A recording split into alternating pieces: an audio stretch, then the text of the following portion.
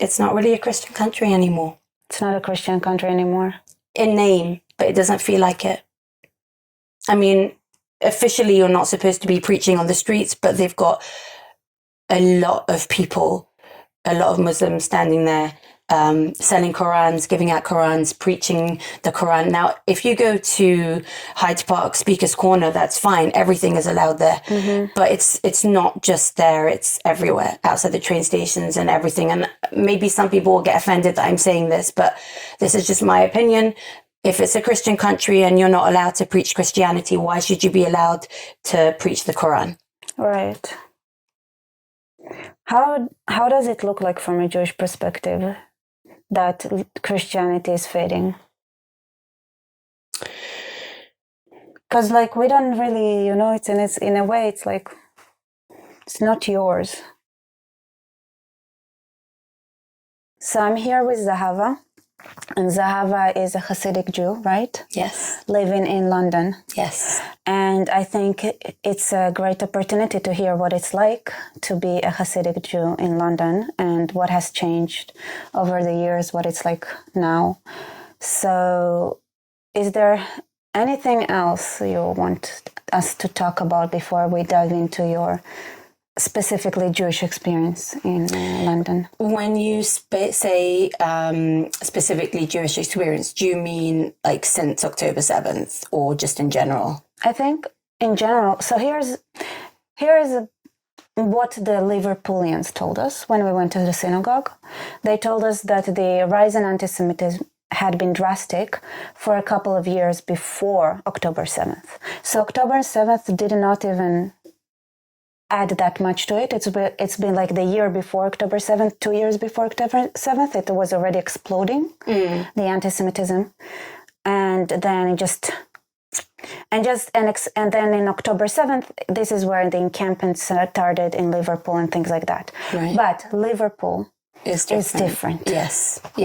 So I have to say, I didn't really experience anti-Semitism very much prior to October 7th, but there definitely was a huge change, a huge shift after October 7th. And I was always, Zionist and always very into Israel, but my family knew about it. It was just something that we spoke about. It wasn't something that I spoke about to other people necessarily. But when October 7th happened, it broke me. And just seeing everything going on, and I just thought, I just can't keep it, within my own family anymore. I've got to speak up and I've got to speak out. And that's what happened. That's how I got involved. That you said something interesting, because I have a sticker here that I want you to comment on as somebody who is a Hasidic Jew, which is the stereotypical Jew kind of thing. When you imagine the ultra-Orthodox Jew, I think this is what you imagine. Now, I know it is more impactful when it's a man, because this is the kind of clothes you recognize. But I think it's okay if it's a woman, right? We are good with it. Good. What do you think? Judaism is not Zionism. Zionism is not Judaism. I completely disagree. So here's I hope it's focusing, but let me try this camera as well. So I think people tend to free Palestine at the bottom. Yeah. Okay. So people tend to, I'm going to turn that over because that really bugs me. All right. All right. So we have a statement already. A very, very strong statement. Exactly. Yeah. Okay. First of all, I think people kind of get confused and think all, Hasidic Jews have the same opinions. Like Netulik Karta. They're like completely, like Satmar. Well, some are kind of... Where would you place them? So, look, I don't come from that group, so I can't speak for them. I can only speak for myself. I think Satmar has, again, and there's probably subgroups, but I think the general idea is that they might not agree with the state of Israel, but they're not anti-Israel, as in they'll pray for, obviously now with the hostages and all that, and they always want there to be peace. They might not agree with the state because maybe they think it's too secular, or maybe they do believe that you have to wait till Mashiach comes or whatever, but they're not radical like the Notori Carter. I think they're completely different spectrum for themselves. They've got no standing in the community. They've kind of sort of been pushed out. Well, Satmar had denounced them. Yes, because they kind of took the ideology to the very extreme, and that was just not the way most people feel. So there definitely are Zionist Hasidic Jews. I'm one of them. And like I said, I felt like I needed to, after October 7th, I needed to, speak out and be out there. To be honest, I don't even remember how I found the first group that I joined. But it's just taken on a whole life of its own since then. So what do you do? What does it mean to speak up? First of all, like my social media used to just be it still is very small because it's a private account, but I wasn't like I was posting all the time, and it was just more like for me to follow people and interact with friends and that kind of thing. It wasn't really like occasionally I'd post a few pictures of like a holiday or something, but it wasn't really busy. But after October 7th, I've just constantly been posting on there and speaking out. I've also joined groups that we do demonstrations and rallies and stuff like that, which is where I met David, okay. And then we've also joined a group of like posters and stuff where we're constantly putting up posters and ribbons, and that's probably where I've experienced the most hate, putting up posters and ribbons and getting them cut down and called, baby killer and all those horrific things. But you know what? You got to just keep going. If you know that you're doing the right thing, then it doesn't matter. You just keep going. So yeah, that I do not believe in that at all. I know, but if Judaism is not Zionism and Zionism is not Judaism, why are you a baby killer? Oh, because there's no logic. There is no logic with the people who say these things. Right. There's absolutely no logic. Right. I mean, even if you're going to call me a baby killer, whether I'm Zionist or not, I'm here in London. I haven't killed anyone. Besides, I'm an Israeli and I didn't kill anyone. Exactly. Yeah. But I'm saying if you're being literal, then, right. And I tell people that, like, now I just don't even bother. I ignore, or, unless they're just getting really, really aggressive. But most of the time, I think they're just trying to rile you up. So when you don't answer, that really bugs them, which I've learned after, unfortunately, nearly 2 years. But yeah, there has been times when it got, pretty escalated. But what you're going to do, you got to do what you got to do. If you believe in something, you carry on. Can I just say one more thing about the Zionism thing? Oh, please do. Personally, I just feel as a religious Jew, I don't understand how people can say that Jews and Zionism don't go together, because all the prayers talk about Zion, Sion, Jerusalem. It's in everything we say. We just said Passover, right? And we said Lashana Haba B'Yerushalayim. It never, ever fails to amaze me how people can utter that sentence. I'm like, have you ever actually picked up a prayer book? And that's what I say to, the Notori Carter too. But they never have an answer for me. It's funny because I live in Stamford Hill, which is a very, very religious, like ultra-Orthodox area. So a lot of times when you see comments on the videos, people say, oh, leave them alone. They're the ones that are standing with us. They're the ones that are fighting with us. They kind of just lump everyone together. But, right. So you don't want to be left alone. That's what you're saying. No, it's not that I don't want to be left alone. I'm fine either way. I'm just putting out there that, people kind of lump everything together and everyone can have different opinions, right. Yeah. I speak for myself. I don't speak for other people. Yeah. All right. So why do you feel like they have this? Do you know why they do it? Why do they feel like pretending it's not like there is no, on one hand, they go to the religious areas and to synagogues to protest. On the other hand, they make stickers saying that Judaism and Zionism are not the same. Again, there is no logic in this, right? Did you ever encounter like any reasoning for it? For this, no. No. That's why I say there is no logic, because you can break that down in a second. Nobody from that community said, hey, you're a Hasidic Jew and you're supposed to be on our side. Oh, I get yelled at. I mean... Yelled at? Sure, when I'm putting up posters. Oh, all right. Sure. So they yelled that you're supposed to be on their side? No, like, don't bring Zionism to this area. I'm like, but we're all Who Jews. Does? Well, I've had Naturi Carter yell at me. Oh, you have Naturi Carter here? Yeah. Yes. Okay. They're, small groups everywhere. So where I live, I kind of get it from both sides. I get it from the pro-Pali lot, and then I get it from, like the Naturi Carter lot. But like I said, if I know I'm doing the right thing, I just keep going, and that's it. Yeah. So what does Naturi Carter do that? I can't explain it to you because I don't understand it myself, and it gets me really, really riled up. So I think we should probably leave that topic because I'll get really angry. Yeah.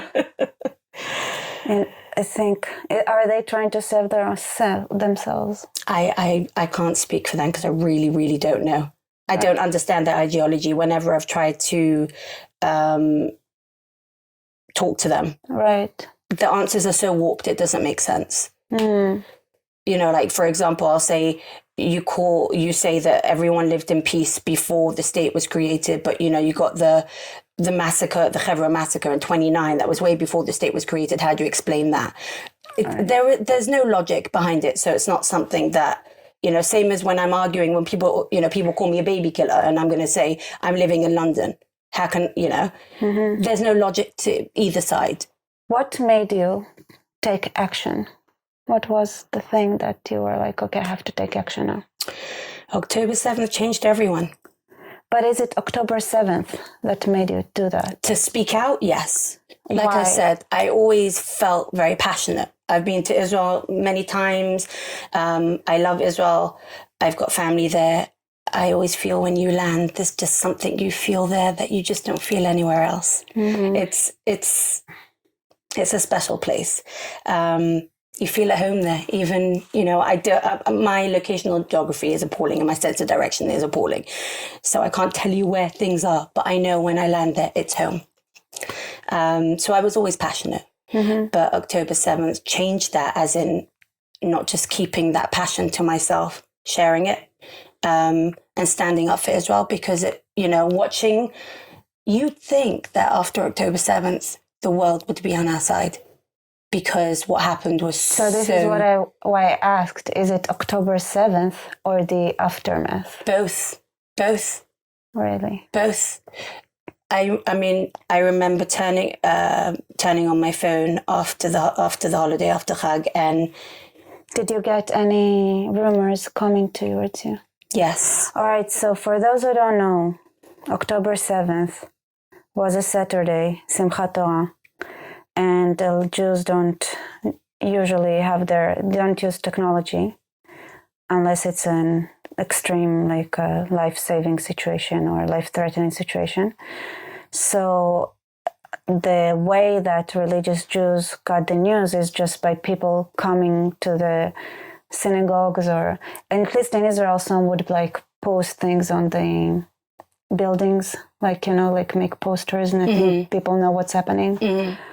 So what it was like? How did you... So also bear in mind, here in the diaspora, we have 2 days. Right. So in Israel, it was Simchat Torah, but here it was the day before, because we have 2 days. Diaspora has an extra day. So we were in synagogue as normal. There's, Hatzalah, which is like the Jewish ambulance. And because it's Chag, so then they have non-Jewish people who will drive the ambulance. And so some of them were coming and telling the Hatzalah guys that there's something going on in Israel. But obviously it was, in the beginning, and there were so many stories coming out. It was so confusing. And I just remember it was that night, Saturday night, and we came home, and we should have been sitting down and having a happy meal. Right. And we couldn't eat, and we were just crying, and everything was so confusing. And my husband said, it's Chag, we have to try and be happy. So that was a difficult night. The next day we went to shul, and we were again hearing different versions, and everybody was so confused. And then as soon as Chag finished and I turned on my phone, it was horrific. And I tried really hard to keep it from my kid because I didn't want him to see all that stuff. Yeah. But he did hear and see a lot more than I would have wanted him to, because it was difficult to keep the emotions in check. And that was a very, very difficult night at home. We were all really, really shaken. For 2 weeks, I had no appetite. I couldn't eat. I couldn't sleep. And then having to just carry on with regular life, going to work and stuff. And that was when I realized that I've got to, speak up and do something. I can't just sit and be sad. Yeah. It's painful, but what am I going to do with that pain? I'm going to take it and do something with it. And then right away, I went and printed out some pictures of the hostages and started putting them up around the area. And the shock of people ripping them down and taking them down, I was so livid. And I just went and printed them out again and put them up again. And eventually I realized I can't keep doing this on my own. This is really costly. And then I was on one of the WhatsApp groups, and someone said, if you want posters, we'll send them to you. So that was very helpful, instead of me doing it out of pocket. But over the time, different groups have gotten involved, and I've sort of, one WhatsApp group kind of branched out into so many. We're all just doing our bit to do whatever we can. Can you tell us more about the abuse that you had gotten? So this was more earlier on. I was coming back from a rally, and I had an Israeli flag with me. And the funny thing is, it wasn't even a big one. It was just this, like the regular ones that you have at like events and parties. It wasn't like the big one that I wrap around me now. That's it. You're gonna fight. I'm gonna go even bigger and louder. So I was holding this flag, and I was standing I was coming out of the train, and there was some guys sitting at a pub. They were sitting outside, and they just started yelling, "Free, free Palestine, free, free Palestine." I guess seeing my flag, and I just said, "From Hamas." Every time they said "Free Palestine," I said, "From Hamas," and I've got rather a loud voice. And then after that, there was a guy who was following after me. I didn't notice, and I was standing at the bus stop, and he went past. And then he turned around, came back, and literally went right in my space, like almost on top of me, and like ripped the flag out of my hand and threw it down on the floor and yelled, "Free Palestine." And I am not an easily shaken person, but it was quite threatening. Someone literally touching me, a stranger. And I yelled, "Don't you ever dare touch me. Don't touch a strange woman." And he just scurried off, because I don't think he expected me to react like that. And like the whole street heard me, and it's a really busy area. I picked up the flag. He went off. No one, there were other people around me. No one stepped in and said, "Are you okay?" Nothing. And I guess because that happened, somebody else thought it was fun to wind me up again. So a group of teenagers went past on a bike, like 3 people on one bike. You could you could see they were looking for trouble. Teenagers. And they also just ripped the flag out of my hand, and they actually broke it. And they were the ones that called me baby killer. I'm like, I was really angry. Just then the bus came. So I got on the bus, and they sort of circled around and came back again and yelled, "Baby killer, free Palestine." So this time I answered them back. The bus driver stops the bus, and he says, "I don't want any politics on this bus." I was so angry. This is like the 3rd attack already in the space of less than 15 minutes. And I said, just drive the bus. And he's like, no, I can't just drive the bus. If you're speaking, I don't want any politics on here. I said, I just got attacked. Not one of you said a word. And now you're going to tell me that you don't want politics on the bus. Right. This isn't political. And you know, just drive the bus. He's like, don't tell me what to do. I said, fine, don't tell me what to do. Just carry on, drive the bus. And again, no one said a word. What? So can you explain the situation again? Like, what's political? Like, he doesn't want anything political, but again, go figure. What's political about someone yelling at me, baby killer? Right. And they're yelling free Palestine, and I'm saying from Hamas. Right. And he's saying, I don't want any politics on the bus. And I can't he said drive it to you. To me. Instead of the kids. Yeah. The kids were in the bus. No, the door was open. Right. And they yelled it through. Right. And then we carried on driving. Right. Sorry, there was one person who turned to me and said, are you all right? And right. I said, I'm all right. But, you know, these kids are really, really badly behaved, if you ask me. And she said, yeah, some children, you know, don't know how to behave. And I said, well, their parents should be bringing them up better. Mm-hmm. That's when the driver was like, oh, it stops the bus. I don't want any politics on the bus. What's political about that? Saying that people need to raise their kids to be, you know, more decent. I agree. So that was why I said to him, sorry? Or let the wolves raise them. So that was when I said to him, you know, just drive the bus, as though like you didn't say anything when, you know, people are yelling at me.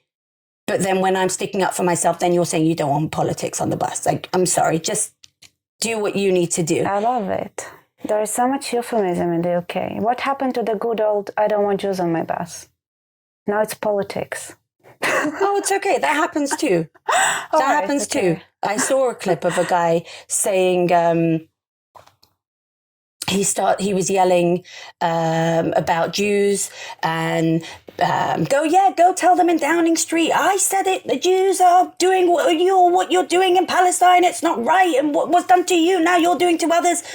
And I just thought, it's funny because sometimes they say, we've got nothing against the Jews, it's just the Zionists, which is really code word for Jews, we know. Mm-hmm. But sometimes they forget the script and they actually say outright the word that they're not supposed to be saying. Oh, no. Jews. Right. So, you know, then it's like, you're saying exactly what you're thinking in your head. Yeah, but you know what? Again, the more you're going to try and squash us, I think we're just going to be louder. And in fact, after they broke that flag, I went and got an even bigger one. And now I wrap that around myself and I go to all the rallies and I go back home wearing that flag as well.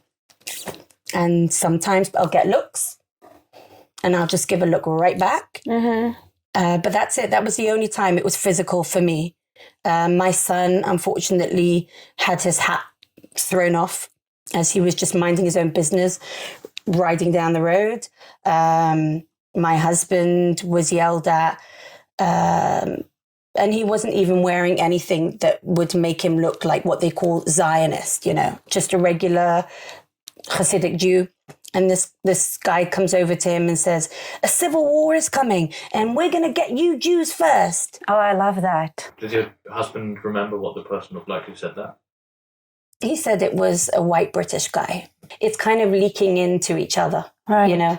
I don't think there's really a division. Like you said, there could have always been that undercurrent of anti-Semitism there, but October 7th just gave the excuse for it to come out, right, disguised as anti-Zionism. Is it because, like, how is it a Hasidic community here that you're a part? Are you involved, like, with the general population in general, or is it just that ever since October 7th they had come to you instead of? No, it's a mixed area. I mean, it is a mixed area.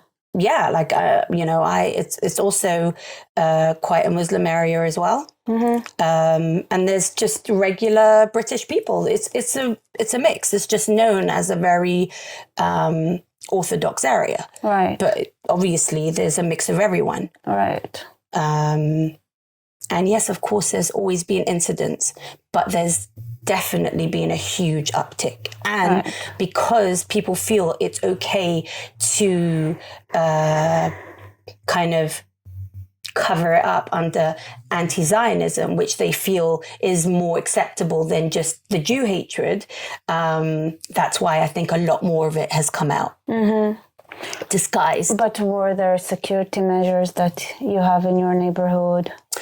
So even before October 7th, there has been put in place on Saturday when most people wouldn't have their phones on them.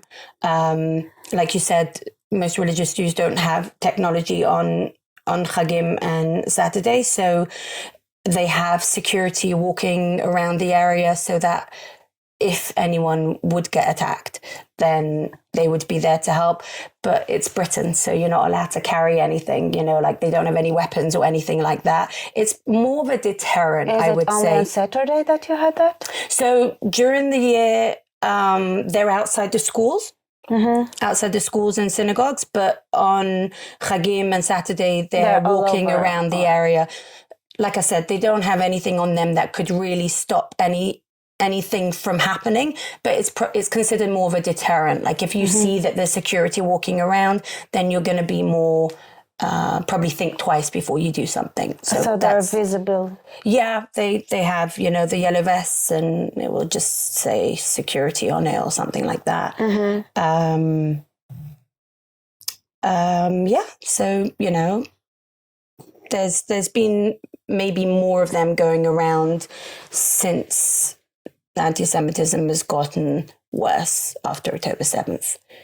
But they were there beforehand as well, walking around, yeah. How much do you feel like it seeps into the community, those things that are happening? It's out there. I mean, there's definitely been graffiti right in the beginning after October 7th. A few of the schools, local schools, had been, how'd you say, daubed? I think it's daubed, like when they threw red paint. I think it's called daubing. They just threw red paint over the schools and stuff. All right, they threw red paint over the schools. That was supposed to look like blood. So that happened a few times to a few of the schools. So obviously the community has felt it. There was also, they've had cars driving up and down with big Palestinian flags hanging out of them, saying, free Palestine, free Gaza, playing Arabic music. And it was literally just going up and down at a time that all the school children were coming home. So just to wind up people and make the children afraid. That happened a few times. So I would definitely say the community is feeling it, which is why I don't agree, but I can understand why some people have said to me, why are you putting up posters in this area? Yeah. You're just bringing more hatred. Right. And I said, I'm putting it everywhere. It's not just this area. And it's for two reasons. Number one, most people are good people, but people live hectic lives. And if you're not on Instagram and social media and listening to the news all the time, you forget the situation. And putting up the posters of the hostages is supposed to remind people. And I said, just to keep them in mind and pray. And actually, a lot of people had told me, thank you for putting it up, because when I go past and I see the wall, I'll just send up a quick prayer, a quick verse of Psalms or something, and it reminds me. So that was one of the reasons that I was putting it up in the area. And second of all, there's so many people who don't really know the situation. I mean, I had even non-Jewish people, because the BBC doesn't talk about it in the right way. It's very, very biased, very one-sided. And many people didn't know in the beginning that there were hostages, that there were how many hostages, exactly how it happened, that there were people of all nationalities. People just weren't aware. So having it up was, for people to know the situation. And also, because people were denying it. So having visual evidence right in front of you. So there were so many reasons why we're putting it up. And then, so some people got annoyed and said, you're just bringing more hate into the community. And I said, no, this is not political. This is our people. Right. And it's a reminder of what's going on. So just keep on going. So how does the average person in the Hasidic community, how do they deal with it? So it sounds to me that you are active. Yeah. I'm guessing most people are a little bit less active. In my area, yeah. So some people will come and get really, really angry, and it will get quite combative. Some people... With you? Yes.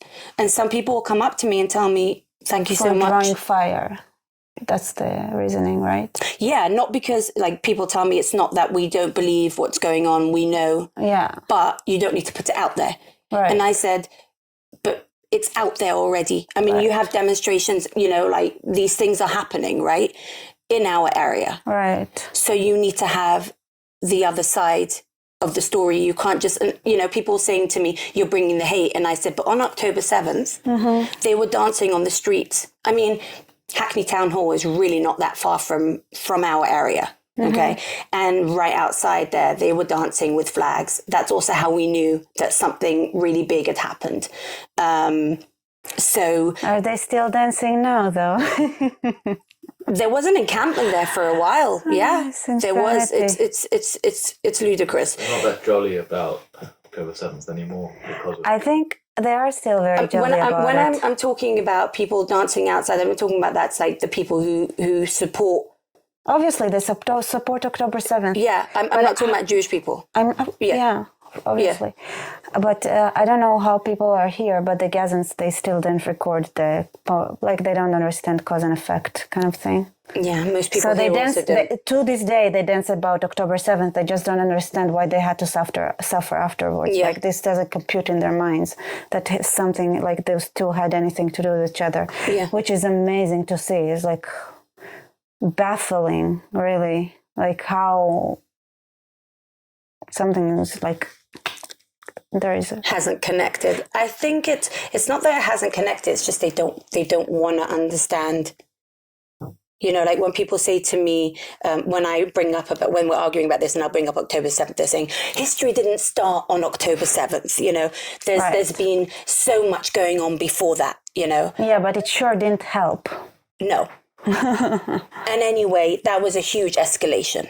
Right. So no one's saying history started on October 7th, but it was a huge uptick. And there's going to be, like you said, cause and effect. There's going to be something after that has to happen in retaliation for this. And it's not only about retaliation, it's getting the hostages back. That's the issue. Yeah. So when people say to me, oh, well, then what about all the hostages that Israel has? I said, what hostages does Israel have? Yeah, there's 5,000 in the Israeli prisons. I said, there's a difference between hostage and criminals. Yeah.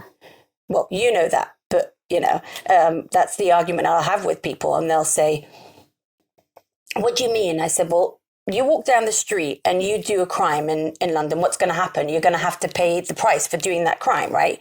So the same thing in Israel. Do they, though? Well, officially that should be happening. Now we're talking about this. Do they, though? There's two-tier policing, which is another story in itself. I definitely see. Did you experience it? At the demonstrations, absolutely, I see it. Absolutely. Can you tell us more about it? So people on our side will get arrested for very small, infractions, and people on the other side will be doing way worse. And the police they don't see it. I didn't see that happening. I'm pointing something out. I didn't see it. Well, I'm telling you, it happened. Well, I didn't see it. Go speak to my colleague. Right. It's ridiculous. Mm-hmm. I said to the policeman once, I said, all of a sudden, the police are blind, deaf and dumb. It's ludicrous. So I definitely have seen, a problem with that. But one-on-one, right. it's not like that. Like I'm saying, when I've had incidents and I've called the police, they're really nice about it. They were. Yeah. Like, right. I didn't want to report all those things that I told you about because I said, what's the point? It just becomes like, just becomes like a number on the system of incidents that have happened.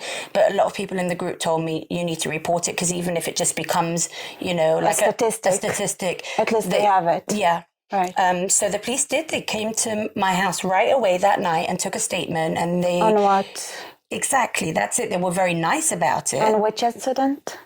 Oh, the one that I told you about, All right. the three events, one after the other, you know, Right. when the guy ripped the flag out of my hand and And the also, teenagers. like, I mean, I would think like you could complain about the bus driver, right? So that I did. I gave in a complaint to TfL, which is the Transport for London, who are in charge of, you know, the buses, trains and all that. But nothing happened. Nothing happened. I had incidents that I also was in touch with TfL about TfL workers taking down posters and stuff. And I said, well, why are you taking them down? Oh, we have to clean the buses. I said, the bus stops. I said, yeah, but you're leaving up other stuff. So you're clearly targeting just, you know, the hostage part. I don't remember exactly how it went, but there was like a huge, like there are commercials on the buses, right? Yes. And there is one commercial about donation for Allah. And I was like, wow. Do you know what that is? I saw them everywhere. The month of Ramadan, I But realized now I made the it's connection. not Ramadan anymore. No, now they're not. Now they're not up anymore. They are up. I saw it. Oh, really? I'm not here that long, so for sure it's not during Ramadan. Bethnal Green has it 24/7. Interesting, because the They have areas it. that I noticed where they were, and I noticed in a few locations, as soon as Ramadan finished, they were down. I did see it really far, like all the way. So normally I'm only in East London. I saw it all the way North London and West London during Ramadan. Yeah. But I know where I am, they have it all the time. Okay, interesting. The places which I didn't really think they'd ever have it, you know. So what are those donations? What are you donating it? Like, because in the Quran, when you donate, it's jihad. Yeah. Actually, no. That's what it says. And like I actually went this to the is what website. you are donating it. You are donating to jihad. This is what the Quran is like saying. This is what the tzedakah is about. I actually went to the website. You know, the Arab pronunciation of it. Zakah, I think they call it Zakah. Yeah. So I actually went to the website that was at the bottom of the ad. Right. And I read exactly that it was saying money was going to Gaza. And we know that all the money that's going to Gaza is going straight to Hamas. Hamas is taking everything. It is jihad money. So really, it shouldn't be allowed. It should be illegal. And in fact, Sorry? It goes against the UK terror law. Exactly. It is against the and terror I laws. believe that the UAE was saying that they've not allowed those ads anymore. For that organization, Islamic Relief, I think it was, they said you should be learning from us and understanding that shouldn't be allowed in the UK. Muslim Brotherhood. That's what they've been banning. Yeah, but it was also, they also said the Islamic Relief, because they said they've learned from experience where that money is going. The money has to go to jihad. This is how the Quran describes it, at least from what I've read. Yeah. So I noticed those ads everywhere. And we have a lot of Christians in our group who come and march with us. Okay, so I wanted to ask you about like the not Jewish. We have lots of not Jewish people that come with us as well. So the Christians in our group were very upset about that. They were very offended because they said if they would have, you know, around Christmas time, put like a religious ad up, they wouldn't be allowed to do that. And that would not have gone to jihad. No. Christianity, I promise. Like, I don't think so, at least. And the funny thing is that... Huh? You get arrested in the UK for street preaching. Yes. By the way, they were preaching in the Golders Green. Because no one's going to assault you in Golders Green for preaching. But if you are preaching for Christianity and you get assaulted, then you get arrested for preaching? Yeah. Yeah. So if you don't get assaulted, nobody's going to arrest you. No, unless you don't call... If someone is offended and reports you to the police, you can still get arrested. I heard this thing that you can get offended, and I also heard it in Wales that they cannot wear a cross because if you go to work wearing a cross and somebody feels offended, they can fire you. And they said like they know several people who got fired for being Christian for wearing a cross to work, and someone got offended. The crazy thing is that the UK is a Christian country. You'd think. So you'd think that those things would be allowed. But yeah. Do you get offended when you see someone wearing a cross? No. No? Because live and let live. I don't have to believe in the same thing you believe in. You don't have to believe in the same thing I believe in. And but when as long somebody as is preaching, because it was interesting. It was Saturday and it was Passover, so it was like. You have to remember They were using like this boombox, and I think like thinking it's like you're breaking, like you're disrupting a Saturday with your preaching. So you have to remember that Passover and Easter are usually around the same time. And again, it is a Christian country. Right. So I don't have to accept or believe what you're saying, but you still have a right to say what you want to say. So if somebody comes and starts preaching in an area that has a majority Jewish population. Oh, we have that in my area a lot. We have it a lot. And so they don't get arrested if they do it. I've never seen anyone get arrested. I have seen people come up to them and say, please, please don't do this in this area. Right. It doesn't bother me. I know, like I said, I know what I believe in, and if I know what I believe in, why should I care if you're saying something else? But yeah, I was saying that the Christians in our group, they were very offended by that ad, and they said if we would have something up, it wouldn't be allowed. But the country's changing. All right. Let's talk about that then. Can you? Look, this is just my opinion, but I feel like it's not really a Christian country anymore. It's not a Christian country anymore. In name, but it doesn't feel like it. I mean, officially you're not supposed to be preaching on the streets, but they've got a lot of people, a lot of Muslims standing there, selling Qurans, giving out Qurans, preaching the Quran. Now, if you go to Hyde Park Speaker's Corner, that's fine. Everything is allowed there. But it's not just there. It's everywhere, outside the train stations and everything. And maybe some people will get offended that I'm saying this, but this is just my opinion. If it's a Christian country and you're not allowed to preach Christianity, why should you be allowed to preach the Quran? Right. How does it look like from a Jewish perspective that Christianity is fading? Because like we don't really, it's in a way it's like it's not yours. Okay, but everyone has still got the right to believe what they want to believe. Yeah, I'm just asking, of course, right? It's like from a fairness point, from a justice point. But what about from like a spiritual or like from day to day or from the way the country is point of view, right? The way. I don't really have anything to say on that because I really do believe that everyone has the right to believe what they want to believe. And I think that the country you should be able to feel safe to believe what you want to believe. And you think like Christianity, being Christian is not feeling safe? At this point, no. Right. Neither is it so safe. I don't know if safe is the right word, but maybe uncomfortable. People feel uncomfortable to show their Jewishness. Right. To me, it does completely the opposite. The more you're going to fight me, the louder and prouder I'm going to get. And I think some people have felt that. I've heard, stories of people who've said that that's made them louder. Some people feel they'll tuck away their Magen David or things like that. But some people are saying, no, specifically, I will wear it with pride. But yeah, it kind of feels like London isn't the same anymore. It's not the same. No. Is there a difference between being a loud Jew and a loud Christian? What do you mean? So there is like this, I don't know, like this harshness towards non-Muslims. But is it non-Muslims? Or is it that they are harsher towards Christians, but they are medium okay with, let's say, Hindus and Jews? Or is it just Muslim and non-Muslim? Where's the... I don't know. So the question I have is, so you mentioned like your personal experiences in terms of like violence and so on.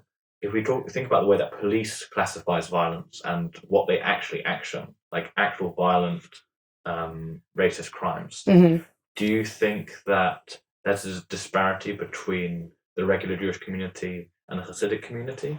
I don't think so, because a lot of the attacks have been, you see someone just wearing a Magen David. Right. And generally, you're not going to see that on a Hasidic person. So I wouldn't say that necessarily that they're getting attacked more, because anyone that's wearing any symbol of Jewishness is being attacked. And there are people who aren't even Jewish that are wearing a Magen David, and they're being attacked. So when it comes to like the general public, any Jewish symbols would get you targeted? I think so, yeah. Is it just on demonstrations or like in general? Just Both. both. Absolutely. I mean, personally, I think, like you've gathered, I'm not a person that shies away. So Right. now I'm just wearing regular clothes, although I'm always wearing my necklace, the yellow ribbon, and, like the map of Israel and my Magen David. I always wear all of that. But now I'm wearing regular clothes very often, especially if I'm going to a demonstration. I'm usually wearing, it's like since October 7th, I've got a whole new wardrobe just of,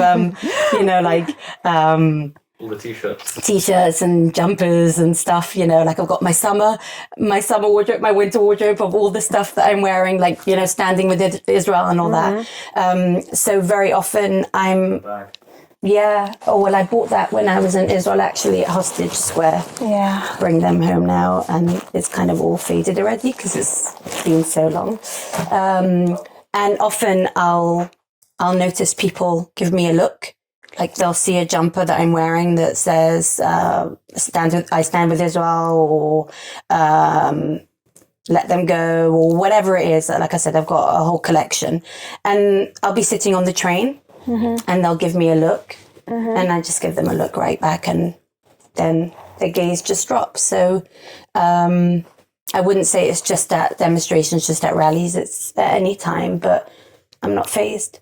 And people tell me when I come to the demos, are you not scared to walk around like that? And I say no, because if I know I'm doing the right thing, why would I be afraid? Yeah. That's why the other side is afraid, why they cover their faces and so on. I can't speak for other people, I can only speak for myself. I feel that if you're not doing anything wrong, then there's no reason to hide your face. Right. I've often heard at demonstrations, I've heard on the other side, I've heard people saying, if you feel threatened, please cover your face. You must cover your face now. And I'm just thinking to myself, but if you believe in what you're doing, why are you covering up? No, I mean, paranoia drives a lot of interesting life decisions. I think it's also because if you know deep down that you're not doing the right thing, you need to cover yourself up. All right, one last question. Where is England, London? Where are they going? Well, if I was in charge, I would hope it would be going in a different direction. But seeing as I'm not, my personal opinion, it's already changed. Right. And it's just changing more and more. It's not the London that I know. I was born and raised here, lived here most of my life. It's not the same. And I think that it's becoming, again, people might not like that I'm saying this, but I do feel it's becoming much, much more Muslim, Islamic more, like radical Muslim, than anything else. All right, on that optimistic note, we're going to end and say thank you so much for being here, Zav, and sharing your story. And like, comment, subscribe, and I'll see you everybody later. Bye.